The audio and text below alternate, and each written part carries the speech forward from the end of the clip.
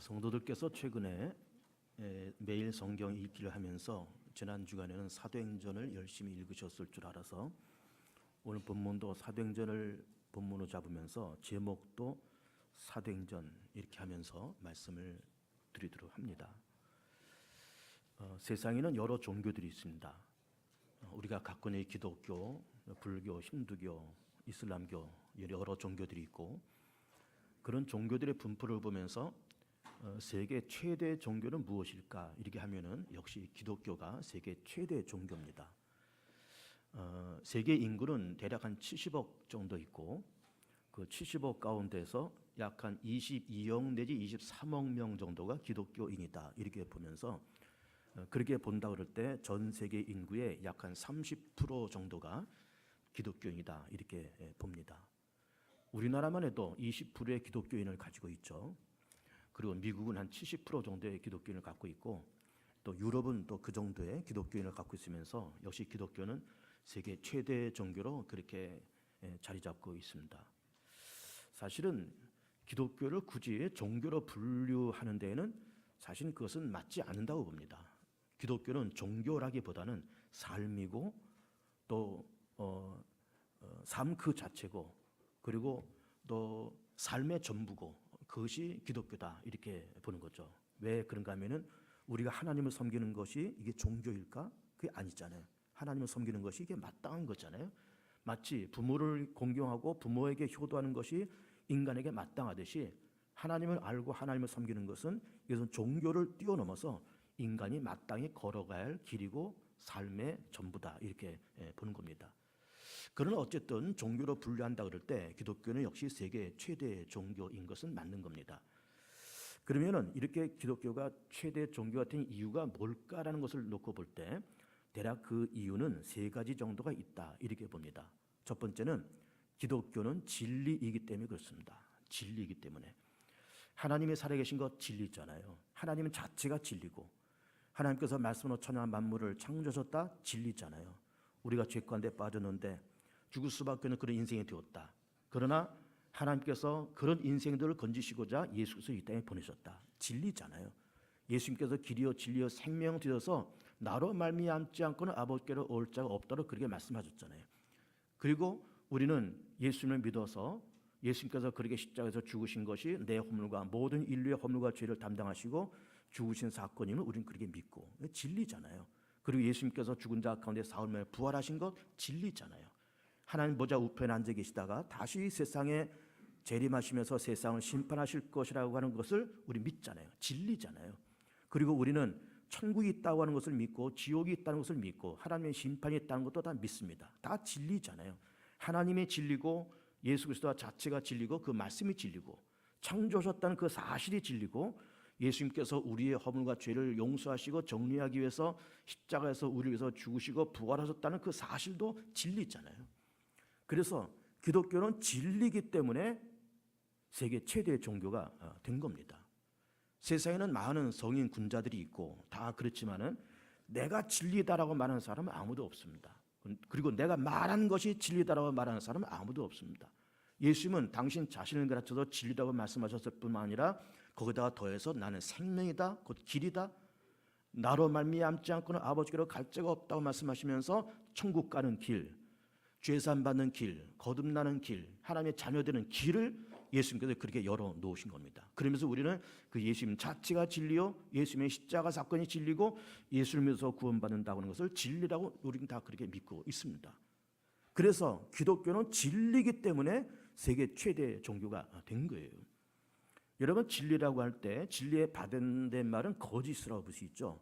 참과 거짓, 그리고 진리와 비진리, 그리고 선과 악, 이런 것이 늘 세상에는 존재합니다. 그러면서 우리는 이런 구조 속에서 항상 선이 이길까? 그렇지 않습니다. 악이 이길 때도 있습니다. 항상 진리가 이길까? 그렇지 않습니다. 때로는 비진리도 이길 때가 있습니다. 진리가 핍박받고 무시당하고 진리가 버림받을 때도 있습니다. 그러나 진리는 그야말로 진리이기 때문에 그 진리는 시간이 지나가면서 마지막으로 그것이 진리라고 하는 것이 증명되고 마지막 진리가 승리합니다. 왜 그럴까? 진리이기 때문에 그렇습니다. 시편 85편 11절을 보면은 어마어마한 말씀 우리 건데 하시고 있습니다. 그 말씀이 이렇게 기록되어 있는데 진리는 땅에서 솟아나고 의인은 하늘에서 굽어보도다. 진리는 땅에서 솟아난다는 거예요. 그러면 솟아난다고 할 때는 그 전에는 땅에 묻혀져 있었다는 것 아닙니까? 땅에 묻혀져 있고 감춰져 있었고 사람들에 의해서 짓밟히고 무시당하고 버림당하고 그랬는데 때가 되면 이 진리가 땅에서 솟아난다는 거예요. 왜 그럴까? 진리이기 때문에 그렇습니다. 진리이기 때문에. 기독교 역사가 벌써 2000년이 그렇게 지났잖아요. 그 수많은 역사 가운데 짓밟히고 무시당하고 버림당하고 핍박당하고 고난당하고 그런 역사가 있었지만은 기독교는 진리요, 예수가 진리요, 말씀이 진리이기 때문에 땅에서 솟아나서 세계 최대 종교가 된 거예요. 진리이기 때문에 그런 겁니다. 그 다음에 두 번째 이유는 기독교 역사가 이렇게 흘러오면서 기독교는 수많은 그런 과정을 이렇게 걸어오면서 순간순간마다 자기 개혁을 해나갔습니다. 그렇게 자기 개혁을 해나가면서 기독교가 세계 최대의 종교가 된 겁니다. 사실은 우리는 기독교라고 이렇게 놓고 볼 때 우리는 예수를 믿는 이 기독이라고 하는 말이 기독교의 기독이라는 말은 그리스도를 한문으로 표현하니까는 기독이 된 거예요. 기독이라는 말이 따로 존재하는 것이 아니라 그리스도를 한문으로 표현한 것이 기독입니다. 그래서 기독교 그러는 거예요. 그런데 우리는 기독교를 이렇게 갖고 있으면서 사실은 우리는 성경을 놓고 보면 아브라함이 여호와를 믿었잖아요. 그리고 그 아들 이삭과 야곱이 하나님을 믿었잖아요. 모세도 여호와를 섬기고 믿으면서 출애굽을 이렇게 진행해 나왔잖아요. 그러면 그때의 종교를 무슨 종교로 말하기가 좀 어렵습니다. 지금 우리가 기독교다 혹은 그 이전에 유대교다 이렇게 말할 수 있겠지만은 유대교가 생긴 것은 이제 주전 한 500~600년경에 이제 유대교가 생겼고 그 이전에는 무슨 종교로 말할지가 참 마땅치가 않습니다. 그러나 편의상 여호와 종교라고 그렇게 표현해도 괜찮을 것 같습니다. 물론 성경에는 여호와 종교라는 말은 없습니다. 그러나 아브라함이 여호와를 믿고 그리고 이삭과 야곱이 여호와를 믿고 모세가 여호와를 믿으면서 그렇게 왔기 때문에 편의상 구약에 나와 있는 그 종교를 우리 여호와 종교라고 그렇게 볼 수가 있는 거죠. 그렇게 흘러오면서 그들이 역시 타락하고 변질되고 우상 섬기고 그랬을 때 하나님께서 징계의 차원으로 바벨론에 쳐들어와서 주전 586년 바벨론에 쳐들어와서 예루살렘이 무너지고 이 사람들이 70년 포로 생활을 하게 됩니다. 거기서 이 사람들이 그냥 허송세월을 70년 보낸 것이 아니라 거기서 대대적인 민족 대각성 운동을 하고 종교 정화 작업, 종교 개혁 운동을 하면서 거기서 꼽힌 것이 뭔가 하면 유대교가 거기서 생기는 거예요. 그러니까 유대교는 바벨론 포로 시절에 일어납니다. 민족 대각성 운동을 시작을 해서 우리가 새롭게 믿음을 한번 재정비하자라는 차원으로 유대교가 그렇게 만들어지는 거예요. 그러면서 예수님께서 이 땅에 오십니다. 그러면서 기독교가 이제 만들어집니다. 예수님은 사실은 교회를 세우지는 않으셨죠. 제자들을 모으시고 양육하고 훈련하고 그런 사역을 하셨습니다. 그러고 나서 예수님께서 부활 승천하시고 나서 성령이 임하면서 성령 받은 사람들이 모인 곳이 그 예루살렘의 초대교회가 되었고 그러면서 그 위에 사도 바울 혹은 그 제자들이 여러 편지들과 복음서를 쓰면서 이것이 나중에 신약 성경으로 편집이 된 거죠. 그러면서 그때부터 이제는 기독교가 탄생을 하기 시작하는 겁니다. 그러니까 예수님의 강림과 성령의 강림을 통해서 교회가 만들어지고 기독교가 탄생됐다 이렇게 보는 거죠.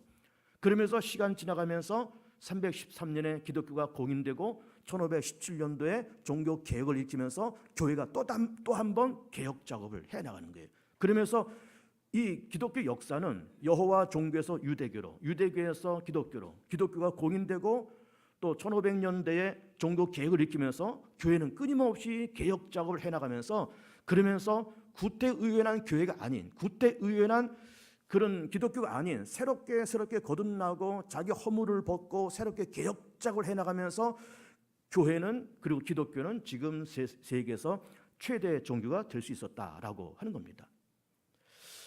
그러면서 기독교가 개혁 작업을 일으킨 것이 이렇게 진행되었다고 하는 것을 얘기하면서 사도행전 15장에서는 교회가 개혁되는 놀라운 단초를 제공하는 그런 사건이 하나 등장을 합니다.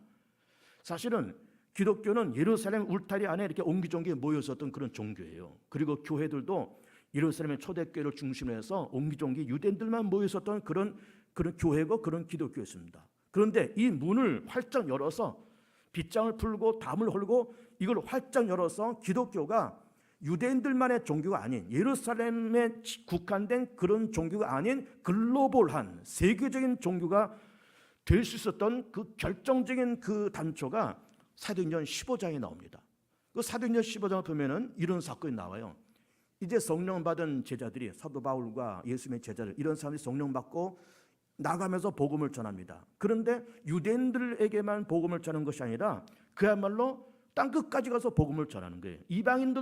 이방인들한테도 복음을 전하는 겁니다. 그랬더니 이방인들도 예수 믿고 하나님의 자녀가 됐다고 기뻐하고 그들에게도, 그 이방인들에게도 성령이 임하면서 방언도 하고 예언도 하고 통변도 하고 그런 일이 벌어지는 거예요. 이런 일이 벌어지면서 제자 공동체와 예루살렘 교회가 충격을 받았습니다. 그리고 당황했습니다. 왜 당황했는가 하면은 유대인들은 유대인들 나름대로 민족적인 어떤 그 선민의식이 있잖아요. 우리는 선택받은 백성들이다. 우리 아브라함의 자손이다. 선민의식이 있으면서 유대인들만 하나님의 백성이고 하나님은 유대인들만의 하나님이 되어야 되는데 이방 사람들도 예수 믿고 즐거워하고 기뻐하고 성령 받고 하는 것을 보면서 그러면 당황을 하기 시작한 거죠. 그러니 그거를 금지하자니 복음에 제한이 오고 이걸 풀어놓자니 이방인들도 예수 믿어서 구원받으면서 유대인도 하나님의 백성, 이방도 하나님의 백성, 그런 유대인과 이방인의 차별이 없어지잖아요. 그래서 이거 안 되겠다. 그리고 당황하면서 이걸 어떻게 하면 좋겠는가 하면서 사도행전 15장을 보면은 그 유명한 예루살렘 총회를 엽니다. 총회를 열어서 이 문제를 어떻게 해결할 거냐. 그러면서 나온 결과가 뭔가 하면은 사도행전 15장 12절로 보면 이렇게 기록되어 있습니다. 그러나 우리는 그들이 우리와 동일하게 주 예수의 은혜로 구원받는 줄을 믿노라 아니라. 그러니까는 유대인이 되었던 이방인이 되었던 주 예수를 믿는 믿음과 주 예수의 은혜로 구원받는다고 하는 걸 인정해 주자 그 말이에요. 그 말은 뭔가 하면 이방인들도 우리가 지금까지 이방인들을 무시하고 터부시하고 저들은 구원받지 못할 백성으로 그렇게 알았지만은 이방인들도 예수님의 은혜로, 이방인들도 예수를 믿는 믿음을 통해서 구원받을 수 있다라고 하는 그런 결정을 내린 거예요. 그러면서 그 대신 4가지 조건을 거죠. 그 대신 4가지를 금기해달라.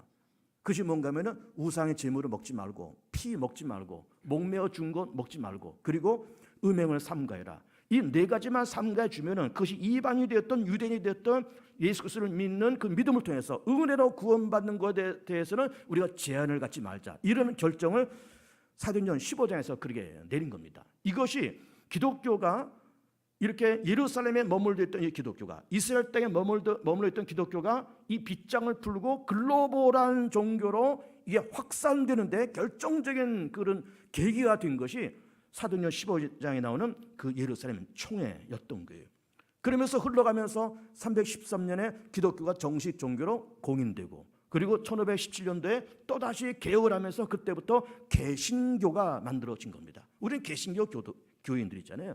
그 개신교라는 말은 뭔가 하면은 새롭게 개혁한 교회다 그 말이에요. 구교의 카톨릭의 구습과 병폐와 잘못된 부분을 뜯어고쳐서 새롭게 개혁한 교회가 개신교다라고 하는 겁니다. 그러면서 그런 순간순간마다 어떤 일과 사건이 있을 때마다 개혁적인 작업을 하고 허물을 벗는 작업을 해가면서 오늘날에 기독교가 이렇게 세워졌고 세계 최대 종교가 된 겁니다. 그래서 개혁교회, 이 개신교의 특징은 어떤 순간순간이 있을 때마다 개혁 작업을 그렇게 해나가는 거예요. 개혁 작업을. 근데 사실은 개혁이라는 것이 쉽지가 않습니다. 참 거기는 많은 서로 간의 갈등도 있고 서로 간의 의견 충돌도 있고 많은 시간이 필요가 다 그렇습니다. 개혁은 다 그렇습니다. 때로는 피도 흘립니다. 개혁하는 데는. 예를 들면 우리 교회에 이제 드럼이 이렇게 있잖아요. 이 드럼은 제가 우리 교회에 이렇게 오게 된 지가 한 10여 년 되는데 그 전부터 이 드럼이 있었어요. 그래서 이 드럼이 우리 개봉중학교에 들어오게 된 그 연유를 저는 잘은 모르겠지만 아마도 이 드럼이 교회 안에 들어오기까지는 많은 생각과 갈등이 있었을 겁니다. 이것이 우리 교회만이 아니라 다른 교회도 다 마찬가지예요. 지금은 거의 모든 교회들이 교회마다 드럼을 다 갖다 놓죠. 그런데 이 드럼이 교회 안에 들어온다? 이거는 놀라운 개혁적인 운동입니다.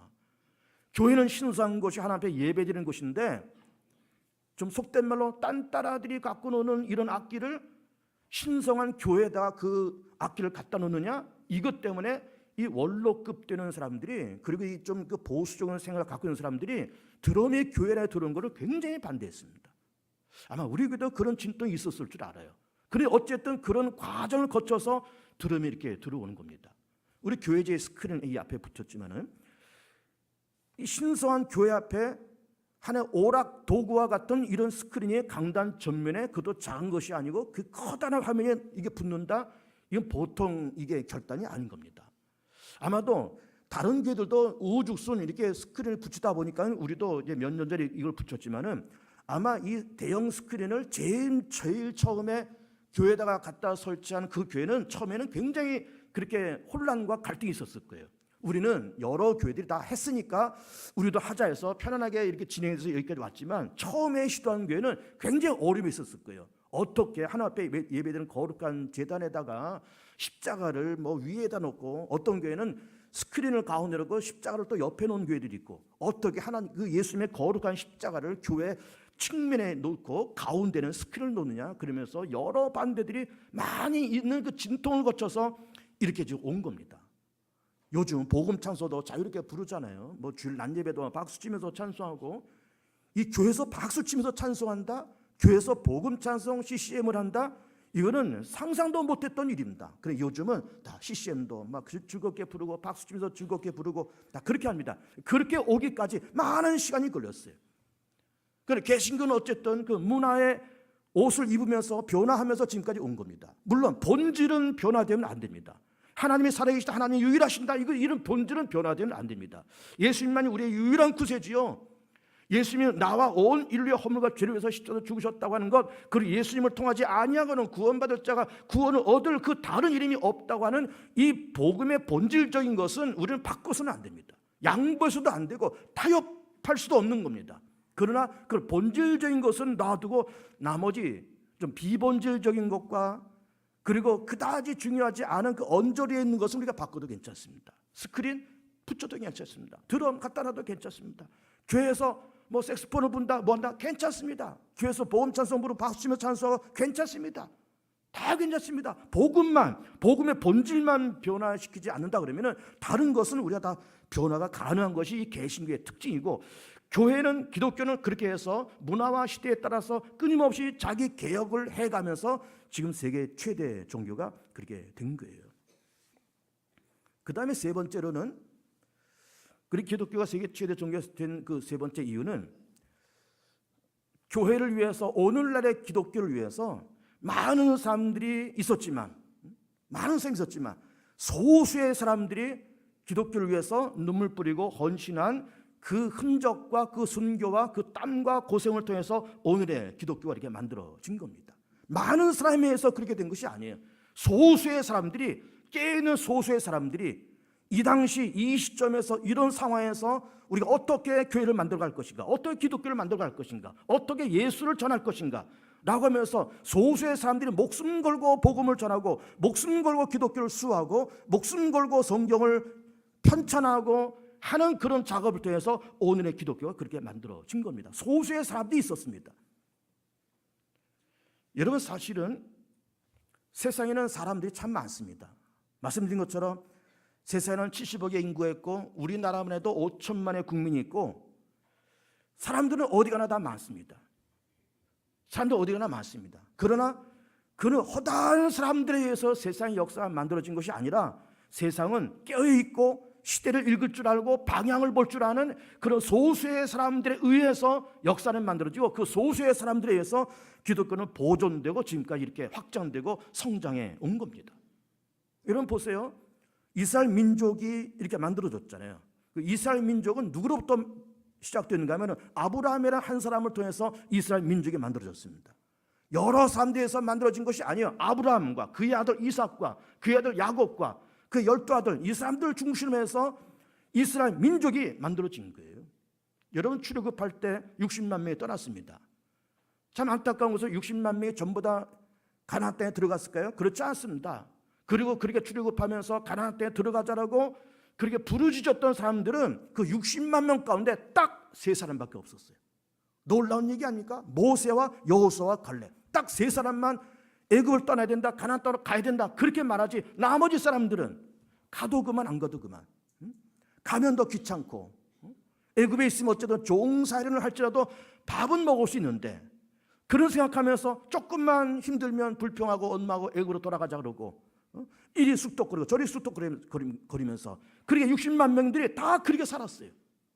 59만 9,997명이 다 그렇게 살았다 이 말이에요. 그런데 깨어있는 소수 모세와 여호수아 갈렙 이 사람들만이 애굽을 떠나야 된다. 저 가나안 땅을 가야 된다. 그런 깨어있는 소수가 출애굽을 완성했습니다. 60만 명이 전부 다 완성한 것이 아니에요.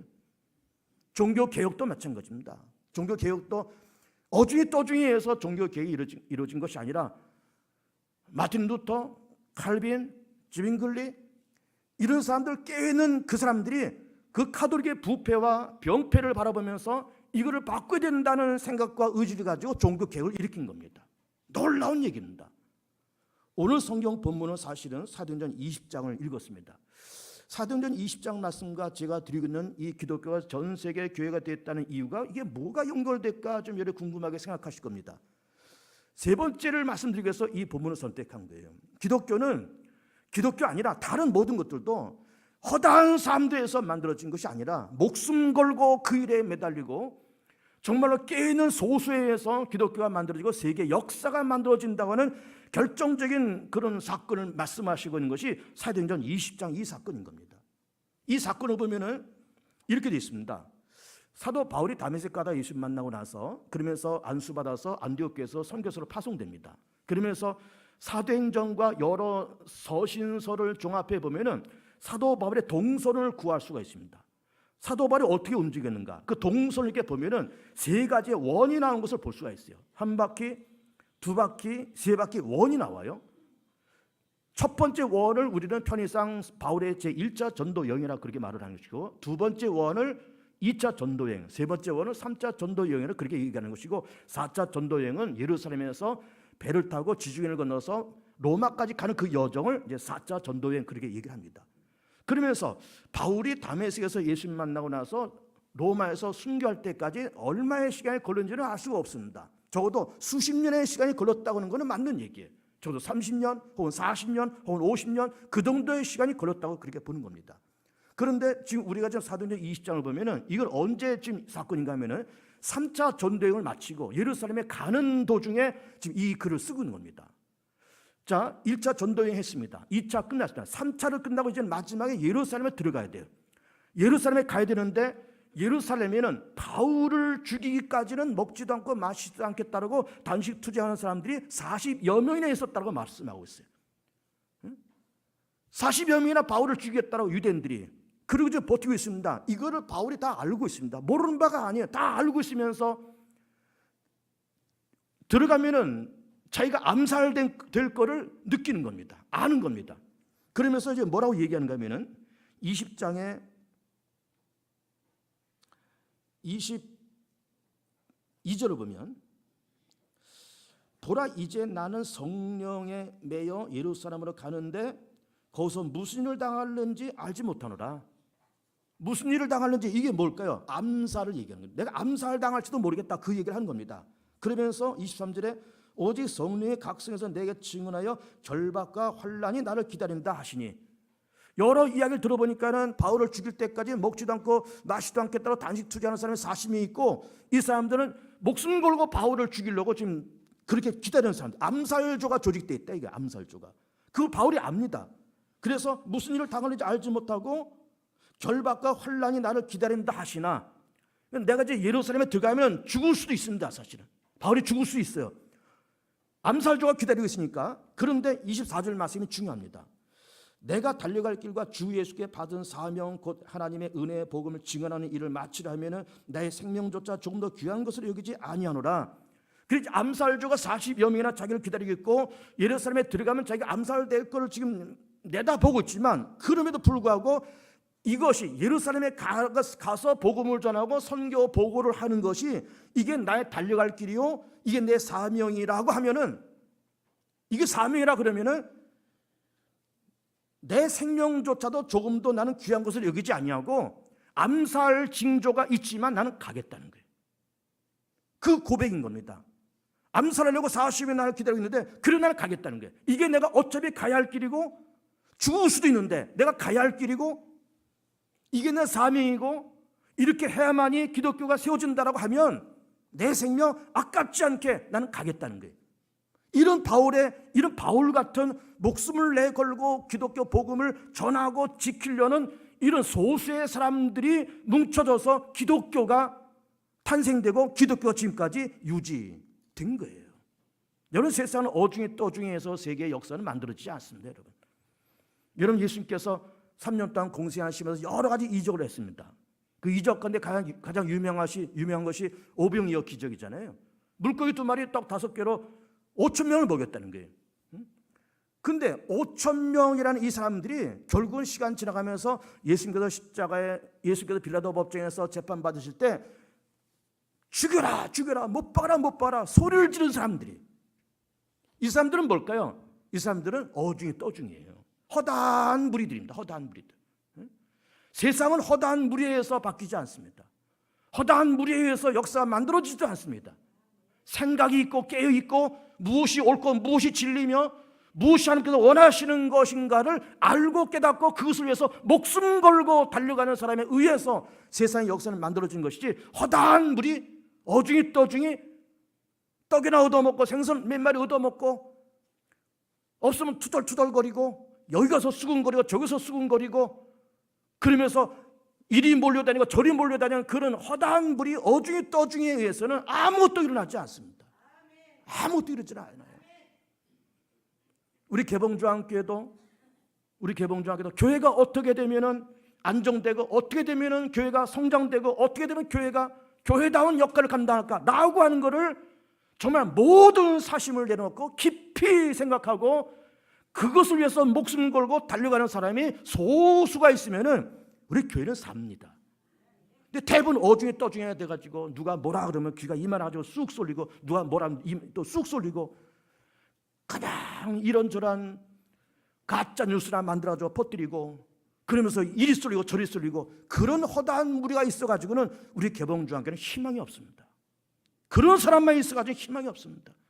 깨어있는 비록 소수라 그럴지라도 교회를 염려하고 내일을 염려하고 하나님의 나라를 염려하고 복음을 어떻게 하면 이 지역사회와 세상에 전할까라고 하는 노심초사하면서 그거를 염려하고 그것을 위해서 눈물 쏟는 그런 소수가 새벽에 나와서 기도하고 신약에도 시간에 나와서 기도하고 하나님이여 교회를 살려달라고 하나님 이 민족을 위해서 살려달라고 그렇게 부르짖는 소수가 있을 때 교회가 사고 민족이 사는 거지, 어중이 떠중이들 뒷짐지고 이리 몰려가 저리 몰려가면서 말거리나 만드는 그런 사람들만 많으면 교회는 희망이 없습니다. 희망이 없습니다.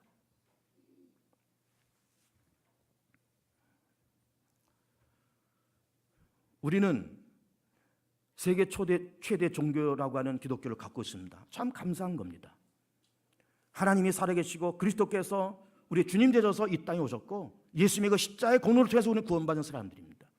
우리는 허다한 무리가 되지 마시고 어중이 떠중이가 되지 마시고 하나님께서 원하시는 진리가 무엇이며 하나님께서 기뻐하시는 것이 무엇이며 교회가 살고 나라가 살려고 그러면은 하나님의 나라가 세워지려고 그러면은 무엇을 해야 될 것인가라고 하는 것을 깊이 염려하고 생각하고 나와서 부르짖고 기도하는 그런 깨어있는 소수가 되어서 그래서 본인의 삶에도 놀라운 하나님의 응답과 변화가 생기고 교회도 놀라운 하나님의 응답과 변화가 생기고 민족 속에도 하나님 놀라운 변화와 응답이 임하는 아름다운 하나님의 축복이 우리 모두에 임하기를 주의 이름으로 축복하며 축원을 드립니다.